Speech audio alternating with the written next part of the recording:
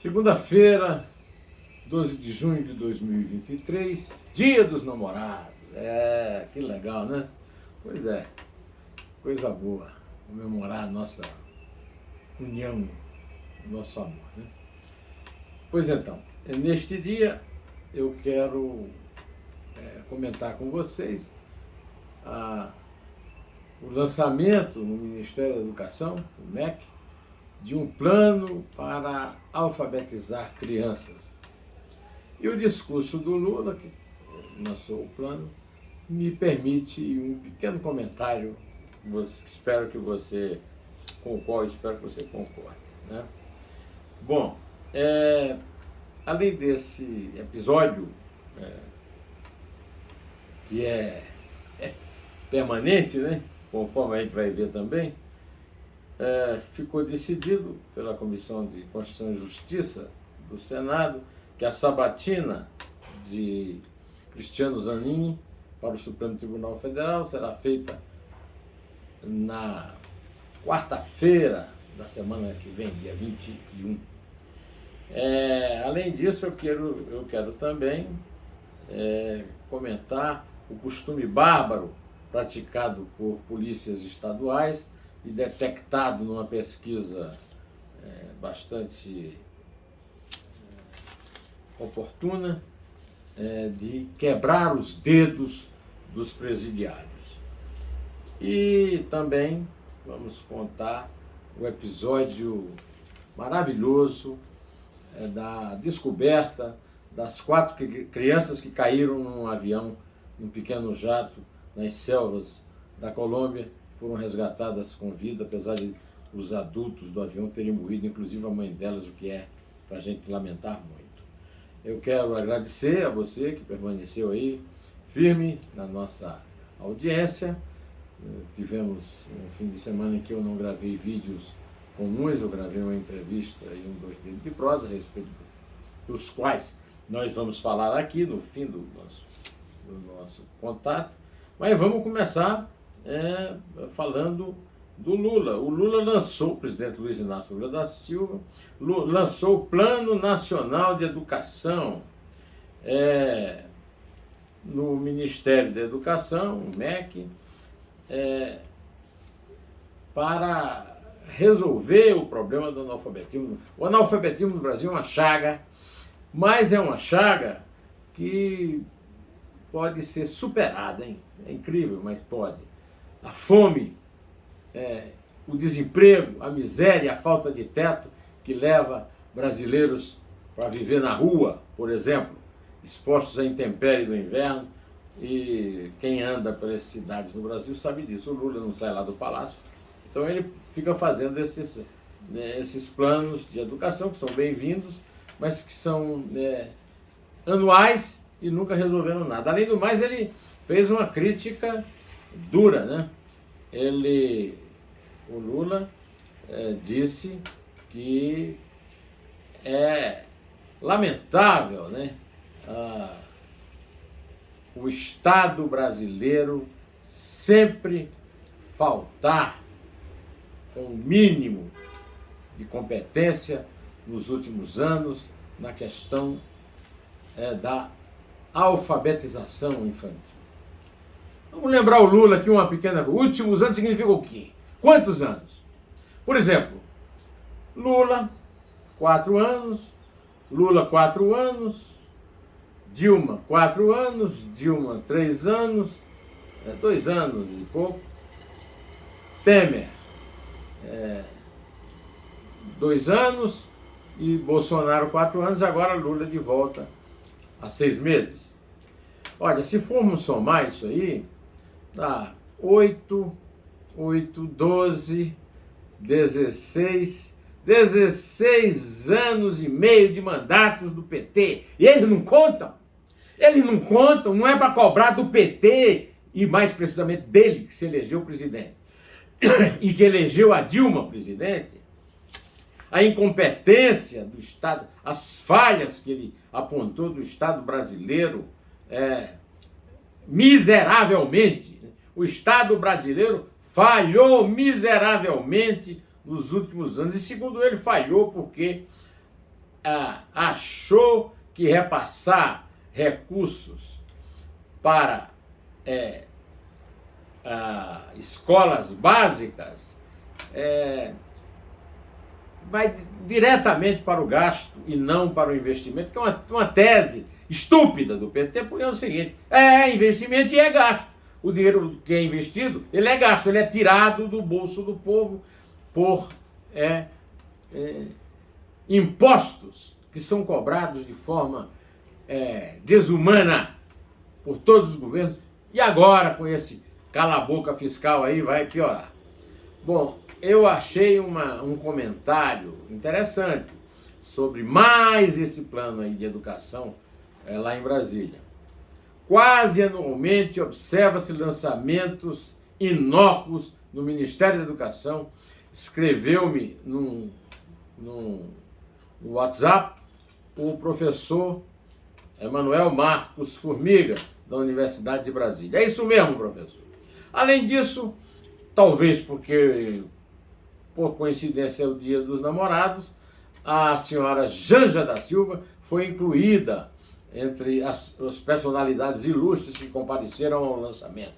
O ministro da Educação, Camilo Santana, o ministro-chefe da Casa Civil, o baiano, né? Como é que chama? Rui Costa, e o vice Geraldo Alckmin. 2 bilhões em 4 anos. Agora, o que é que faz a dona Janja nessa lista? Ela ocupa algum cargo importante na educação? Ela fez parte da preparação desse plano? Ou é porque hoje é o Dia dos Namorados e a nação inteira tem que comemorar junto com o marido dela, hein? Bom, eu não sei. O que eu sei é que o Formiga tem toda a razão de mostrar que são inócuos esses planos. É dinheiro jogado fora, não servirá para o fim a que se destina. E a prova disso é que o Lula é responsável 8 vezes por lançamento desses planos e nada foi resolvido. Agora ele vem se queixar dos últimos anos, não diz quantos anos são, e a gente inclui aqui porque faz parte, sim, dos últimos anos.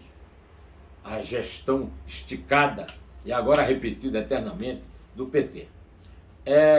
Meus amigos, foi marcada pelo Davi Alcolumbre, presidente da Comissão de Constituição e Justiça, a sessão de sabatina do advogado do Lula, Cristiano Zanin, no Senado, né, para decidir quem substituirá Ricardo Lewandowski. O relator vai ser o meu conterrâneo, meu amigo, o senador veneziano Vital do Rego. Pois é. Além disso, nós temos também a comentar que os planos de saúde, se foram autorizados pela Agência Nacional de Saúde, essas agências nacionais, elas são feitas para defender o consumidor do abuso econômico e do abuso do Estado. Mas os planos de saúde foram autorizados a aumentar até 9,63%, segundo a conta dos jornais, o dobro da inflação. Pois é, meus amigos. Em Itaitinga, região metropolitana de Fortaleza, 72 presos tiveram comprovadamente confirmados os dedos das mãos quebrados. Além de lá no Ceará, que é um estado, aliás, governado pelo PT, saiu do governo recentemente o ministro da Educação, e aliás faz um belo trabalho lá em Sobral, o pessoal do Ciro Gomes, e no estado, o PT no estado, mas essa é realmente aquilo que disse o procurador Delano Benevides de Medeiros Filho, que participou da equipe que constatou essa violência. É uma tortura escandalosa. Isso mesmo, menos não é. Além do Ceará, nós temos o caso do Rio Grande do Norte, de Roraima, de Amazonas, do Pará e de locais de atuações da Força-Tarefa da Intervenção Penitenciária Federal. Olha, a tortura nunca mais não, a tortura sempre no Brasil, hein? O Estado policial brasileiro sobrevive a qualquer democracia ou farsa de democracia, quer queiramos, quer não. Meus amigos, temos algo a comemorar. Houve uma tragédia, um avião colombiano caiu na selva amazônica, na Colômbia.